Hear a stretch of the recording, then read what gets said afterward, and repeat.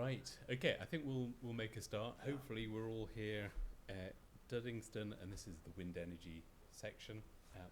I'll do a few introductions before we get to the speakers. My name's Alistair MacDonald from the University of Edinburgh. I am lucky to be surrounded by a few colleagues here that I'll introduce. I am one of the co-theme leads at ETP. My other colleague who's a co-theme lead, is that the right phrase? Yeah. Is Olimpo. Olimpo, do you want to stand up and say hello? Yes, hello everybody. Very happy to see you here. My name is Olimpo from Strathclyde University. Perfect. Thank you, Olimpo. And then I'm going to introduce you to Stephanie as well. Stephanie, do you want to say hello? Stephanie Mann, so I'm the Wind Business Development Manager for ETP as well. And I'm also based out of the Offshore Renewable Energy Catapult as one of their innovation managers. So very happy to be here. I will mostly be keeping time. So and maybe asking questions if we do have time. Fantastic. We were scheduled to have 3 speakers. I think we've got 2 speakers, but what we lack in the quantity we'll make up in quality. So I'm really looking forward to these. So we'll move on to our first speaker. So we've got Mary, who's going to be talking to us about the digitalization of the supply chain in the offshore wind sector. Very excited. Second year PhD student from Robert Gordon, if I've got it right, with a background in construction project management. Yeah. And I think we'll be hearing a little bit about that as it comes through your talk. Yeah. The background that we've heard a lot today and over the last few months about ScotWind and large-scale construction and installation in the future of offshore wind around Scotland. So really look forward to your talk. So Mary, please take it away. Yeah.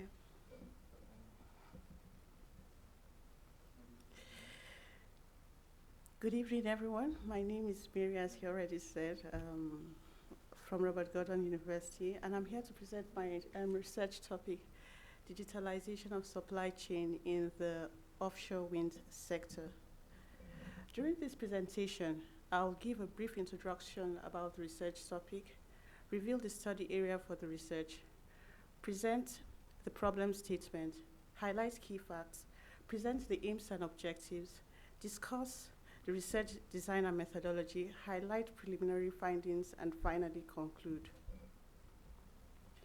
The challenges caused by climate change has caused governments across the globe to change approaches used in electricity generation from fossil fuel to renewable energy sources such as wind, tidal, solar, geothermal, just to mention a few. In lieu of this, the International Renewable Energy Agency, in conjunction with Global Energy Wind Council, set a target to produce 380 gigawatts of energy from offshore wind in 2030 and about 2,000 gigawatts in 2050. However, today, only 54.9 gigawatts has been produced by offshore wind farms globally. That's in 2022. Accomplishing this feat requires that drastic action needs to be taken. Digitalizing the offshore wind will help create a unified supply chain, create an ecosystem where all supply chain participants can interact with, and which will help increase the rate of investment and reduce the cost of establishing offshore wind farms.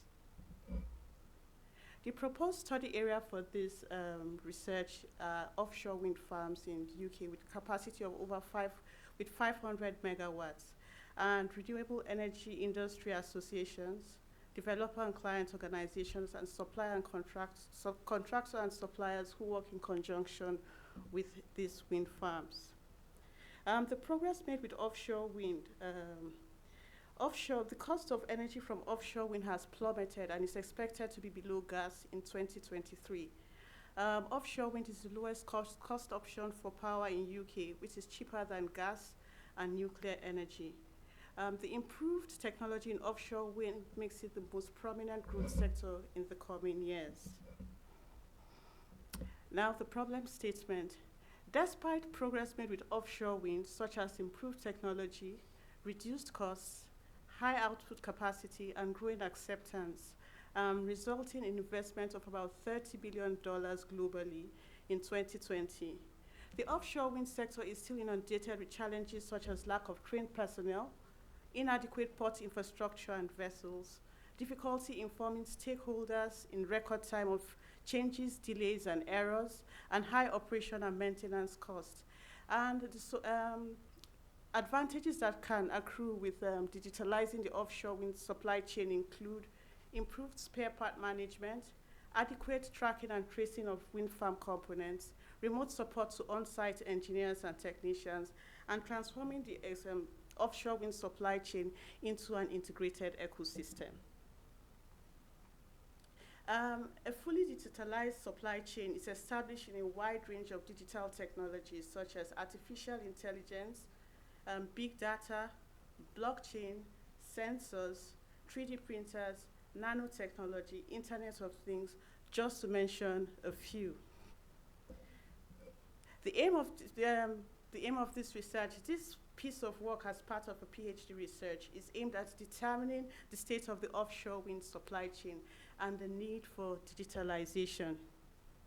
The objectives for this stage of research is to evaluate the current challenges in offshore wind supply chain, and secondly, to identify suggested appropriate digital technologies that will be used in resolving the identified challenges.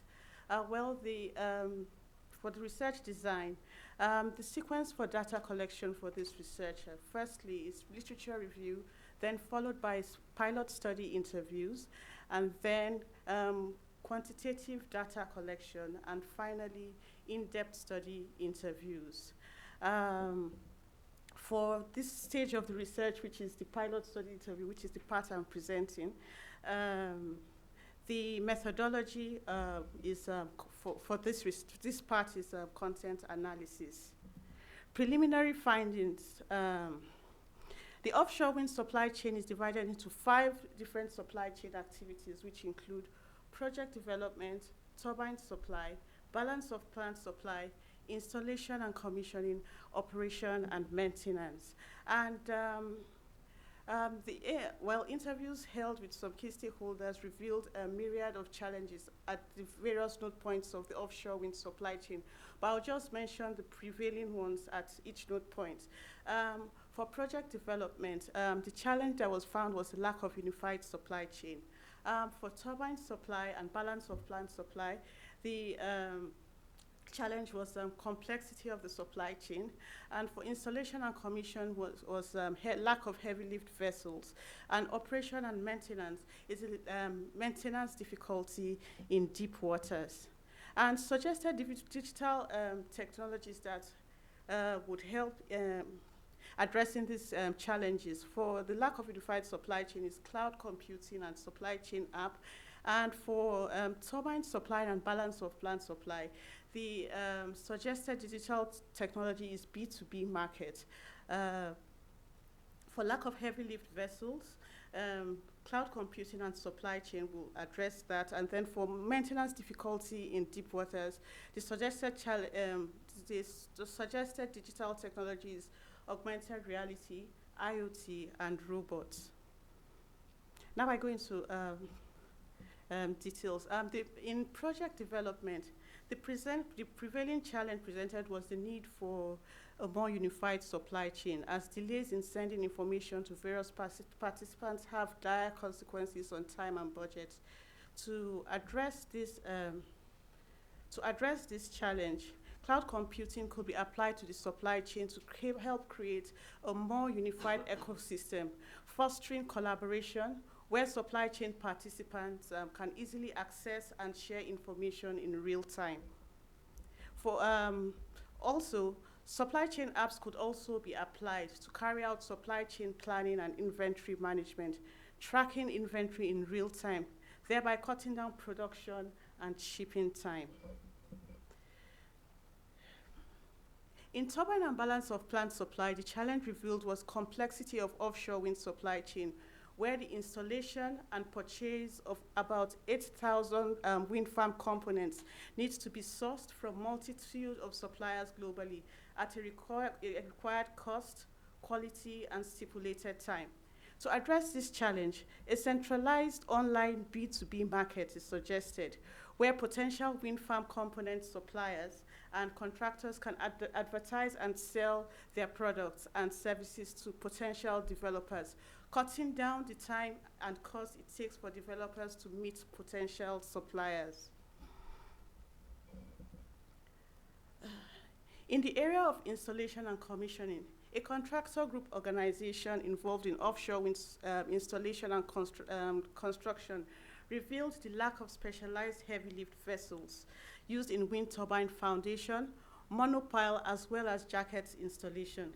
The lack of these heavy lift vessels accrues significant costs, ranging from about £160,000 to about £259,000 as daily rates of hire, accruing high costs in the advent of downtimes. To address this challenge, cloud computing and supply chain apps can be applied to help in monitoring and to cut down lead times, which will reduce, resulting in reduced downtime. And in operation and maintenance, the challenge revealed was difficulty in maintenance due to the nature and location of offshore wind farms. Engineers and technicians have to carry out monitoring and maintenance in difficult and bad weather conditions. And to address this challenge, augmented reality can be deployed to offer remote support to engineers and technicians working on site by specialized experts in different locations.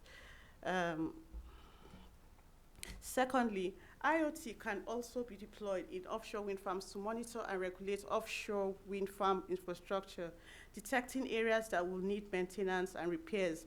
And finally, robots can also be deployed to carry out maintenance and inspect damaged turbines. Preliminary finding from literature review, which was carried out before the pilot study, there's an enormous potential for developing digitalized solutions and contemporary technology solutions in the offshore wind sector. And whilst there are a range of different generic frameworks already developed, no one could be found that specifically address the emerging needs of the offshore wind sector. Next steps in this research are in-depth study of offshore wind supply chain through comprehensive survey and interviews, and then developing a framework based on industry-detailed findings, and finally test and validation of the developed framework. And in conclusion, considering the present stage and aim of this research, there's an enormous potential for developing digitalized solutions to address the prevailing challenges at various node points of the offshore wind supply chain. Thank you very much. Thank you very much, Mary. So, questions from the audience, please. I have a question. Really interesting work to see kind of how digital technologies could impact the various various parts of the life cycle of offshore wind. Have you considered much about decommissioning and the circular economy by any chance? Because I know that that's not current, like it will be a problem in the future, and where there might be digital technologies there. Yeah, for the decommissioning, the turbine blades are composite materials now, and they do not decompose when they're being, and I believe using nanotechnology on when designing turbine blades would help, create turbine blades that are strong and can still decompose after their lifetime. Yeah. Good. Okay, any other questions? Oh, there's one right at the back. Limpo, off you go. Thank you very much for the presentation, Mary. I just want to find out that, based on your literature review, what kind of supply chain is in existence for offshore wind? Yeah, based on the, not based on the literature review, based on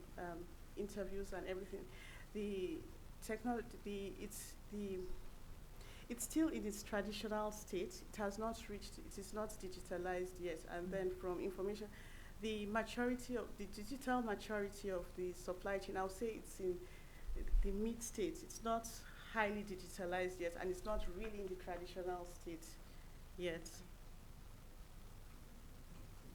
I've got a But I'll give examples for areas such as manufacturing, pharmaceuticals. They've really advanced in their supply chain digitalization. It's far ahead. But I think because offshore wind is it's an emerging sector, you know, the supply chain is still in its the digitalization of the supply chain is still in its embryonic stage, and there's potential for development of that of the sector. And as a follow-up question to that area, I'm aware that lots of different wind farms or different developers of offshore wind farms have quite distinct business models, and they have different contracts, and some of them do more of the supply chain themselves, and some of them really subcontract a lot to key parties. How does your work deal with those various different business models? Have you come across that in any of the interviews that you've had so far? Yeah, well, when I was suggesting the B2B market, I know it's like going to jump at some suppliers and developers' faces, you know, but if you advertise, if you tell them the advantages of it and create a framework, they should be able to embrace it. Yeah, they should be able to embrace the B2B market, and then telling them the advantages of it, that it will cut down time, the amount of time they will use in sourcing suppliers, and cut down the costs it uses. And then for the new suppliers that are coming up, you know, the B2B market would help them. It would give them visibility, you know, and they won't be crushed down by the big companies, bigger suppliers and tier 1 companies. You know, it will give room for, you know, grassroots companies to come up. Okay. Can I ask? You may, Olimpo. Yeah, Mary, thank you very much for your presentation. Could you elaborate on how you are planning to test and validate your framework? I mean, yeah, well, I've already started speaking with supply chain managers in offshore wind farms, and there are frameworks that have already been made, like in what do they call it, manufacturing industry, you know. So we want to take that model and try to using the what do they call it, the challenges in offshore wind farm, so offshore wind, to tailor it to help meet. And then I already have contacts with them, and then we'll give them to try it and see how, you know, it works. But with the few interviews I've already had with some supply chain managers, they're looking forward to seeing the end product, because they said they've been trying to like transition, but they don't have a model or a framework to transition. They don't know where to start from, you know. So yeah, thanks very much, Mary. Yep. Yeah. One very last question. If there was one thing that you could magic and make happen that would help you with your PhD, a piece of information, a person to speak to, or a resource, what would the magic thing be? Ease of reaching the various supply chain managers around.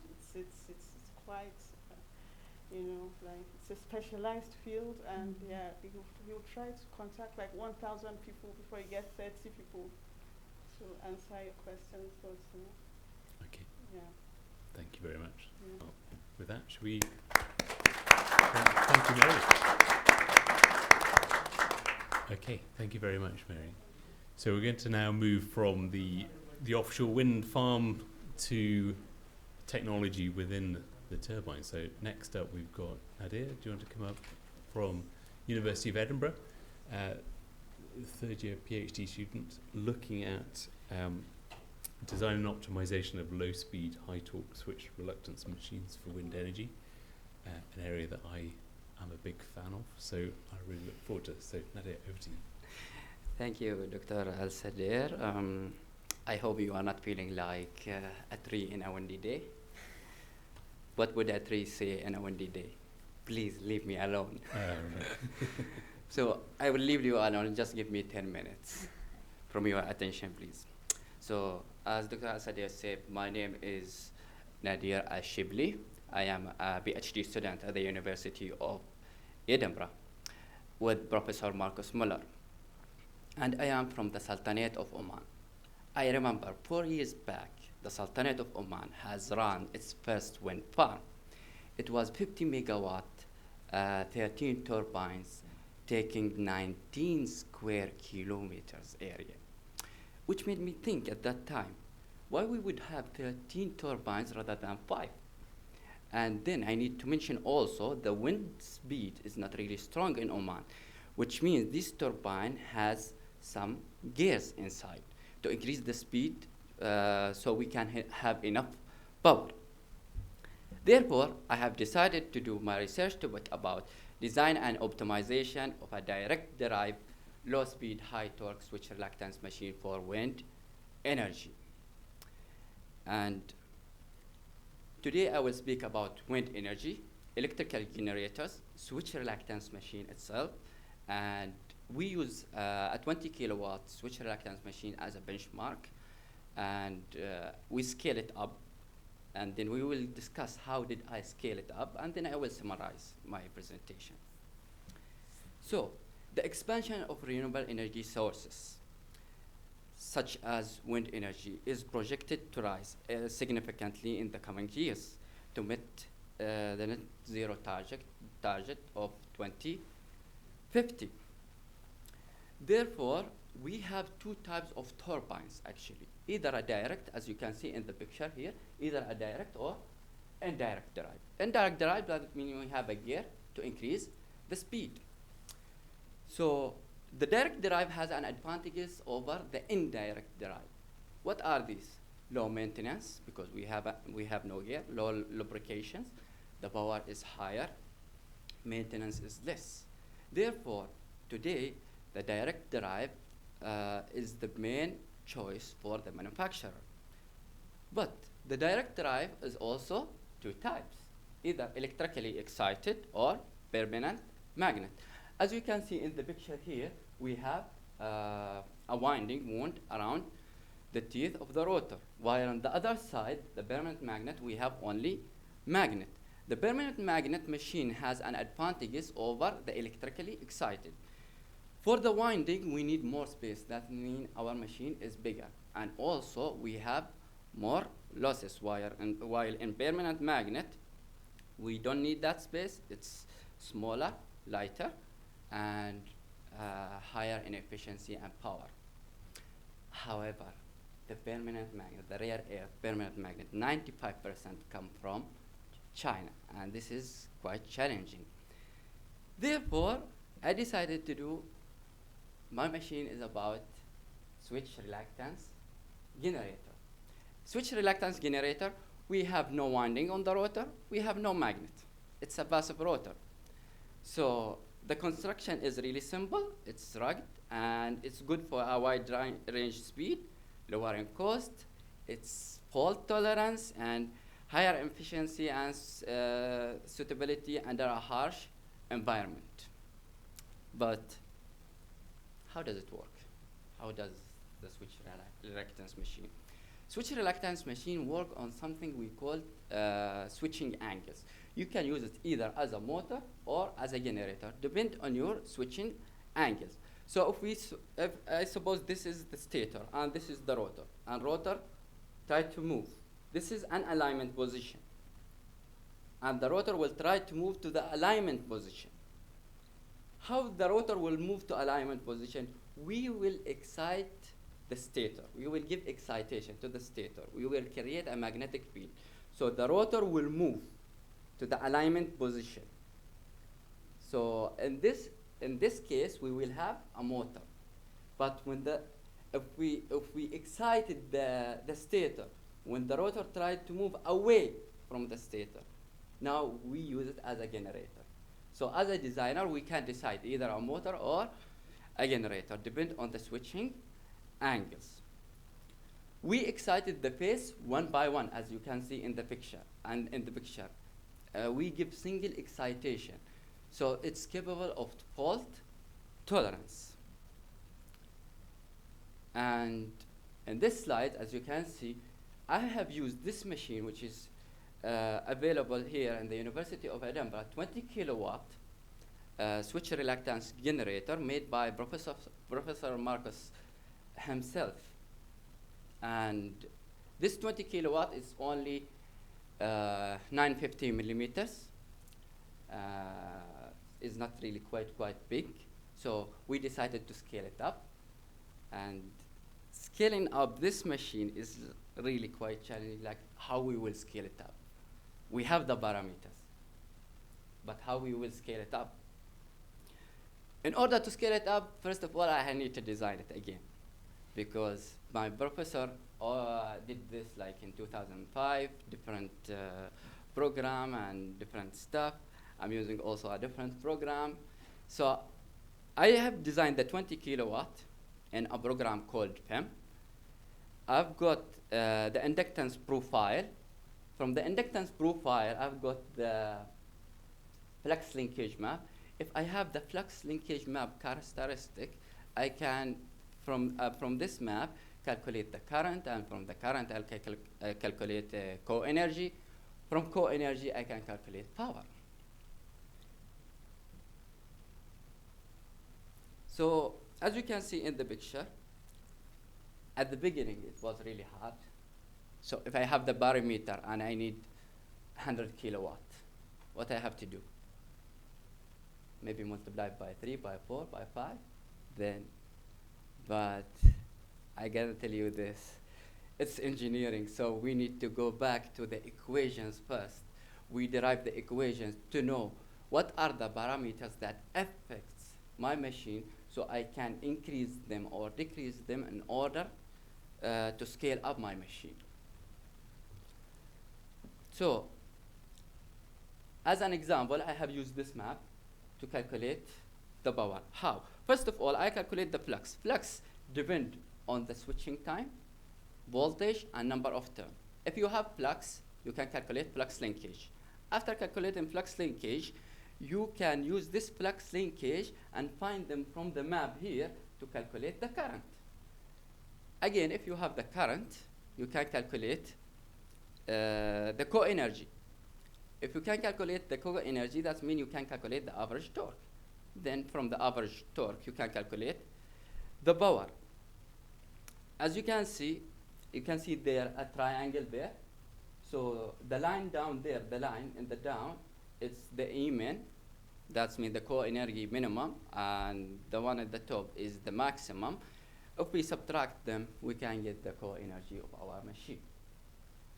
And we have derived the torque equation in order to know what are the parameter affects our machine and in order to scale it up. So we find out that increasing the rotor diameter of the machine by √5 will increase the power by 5 times, which is really good.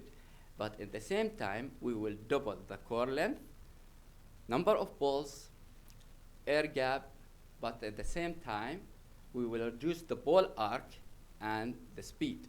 So as the machine is getting bigger, the speed is getting slower. So the machine is really good for low speed wind. And I was able to design actually until 5 or let's say 10 megawatt, but I presented here until 5 kilowatt because I need to analyze more the 4 and 10 megawatt machine.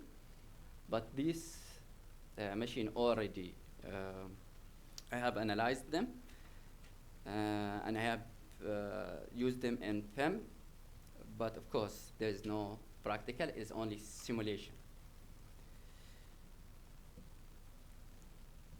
So in conclusion, there is an increased interest in developing and exploiting natural energy generated system. Comparing permanent magnet with electrically excited switch reluctance are robust, more appropriate for operation in harsh environment.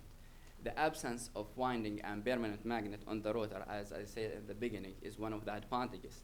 Also over higher efficiency and constant power over a wide speed range, and also reliable and rugged under a harsh environment. That's all. If you have any question, you may please ask. Thank you very much. Thank you, Nadia. Okay, questions from the audience. Olympia, you're ready with the microphone.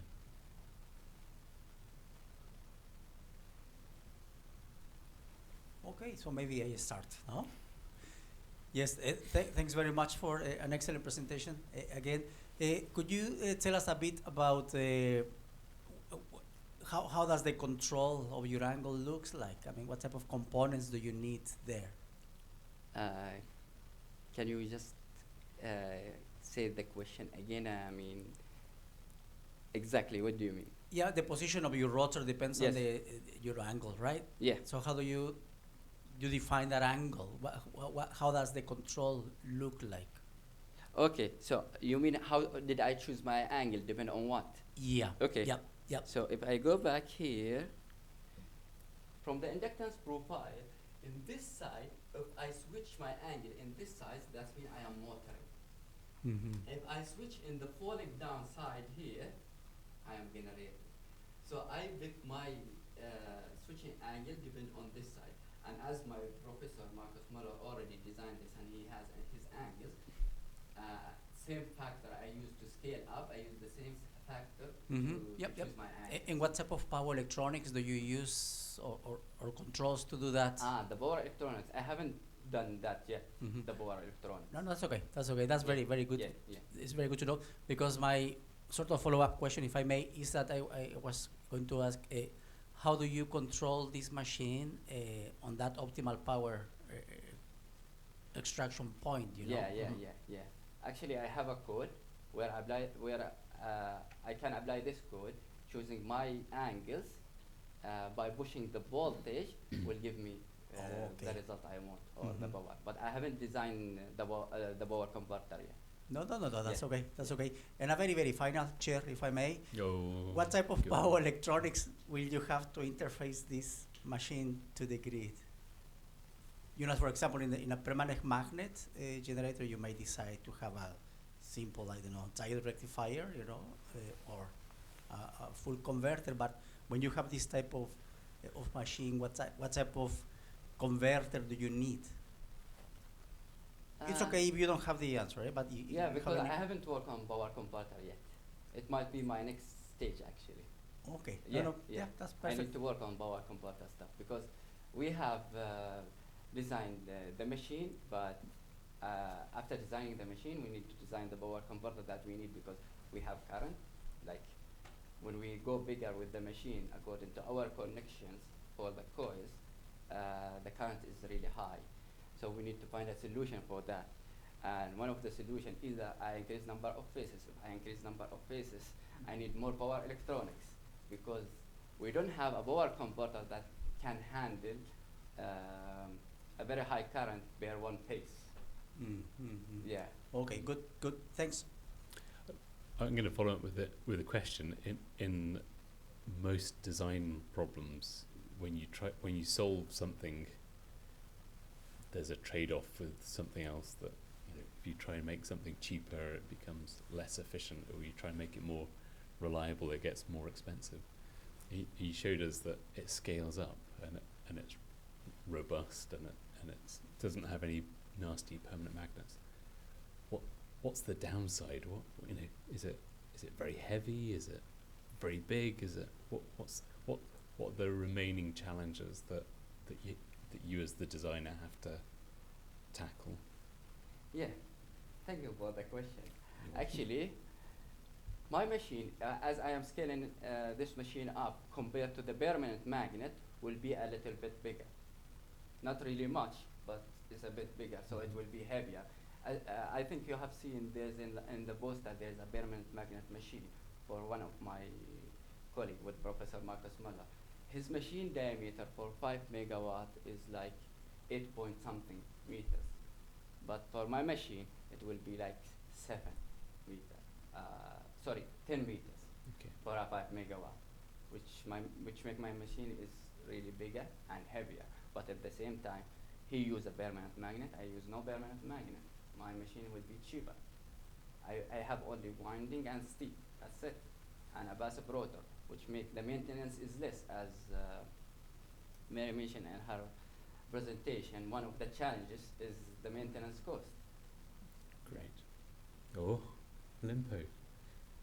Yeah, Another- yeah. a third But first question. we can Yes, ask yeah, if yeah. there are any questions from, because I have one which is related to. Oh, who is you? was there a quick hand at the back? Oh. Go, Limpo.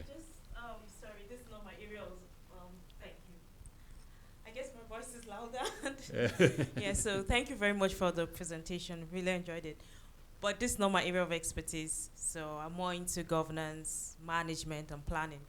However, I have one question to ask you, and that's the noise. What is the noise level compared to the one that use magnets? Switch reluctance machine makes actually more noise. Normally, it makes more noise. But I rely on the 20 kilowatt, which make less noise. We did not design any yet in real life to know how much it will be the noise, but normally switch reluctance machine is more noisy than synchronous machine. If you're putting them way offshore, it doesn't matter anyway. Yeah. I don't know. Can you make them sing if you set on the right frequency? That's a very good. Yeah, good they say, Stephanie, that noise in the generator will radiate through the tower Oh, into the structures down to the water. sea column, So and that's a good then point. they will disturb the sea life. Yeah, that's a good point. Olympo. Yeah? Oh. That was a great question. Oh. Really good question. Did you have a question? Do you want Oh to yes, finish off forgive with me, a Alistair. point? Yes, I was going to ask which company are you working on in this project? Is there Company. any industry involved? with No, you? no. No? No. Ah, okay. Great. Well, thank you very much. No, thank you. you. And that will finish off the session. So thank you very much.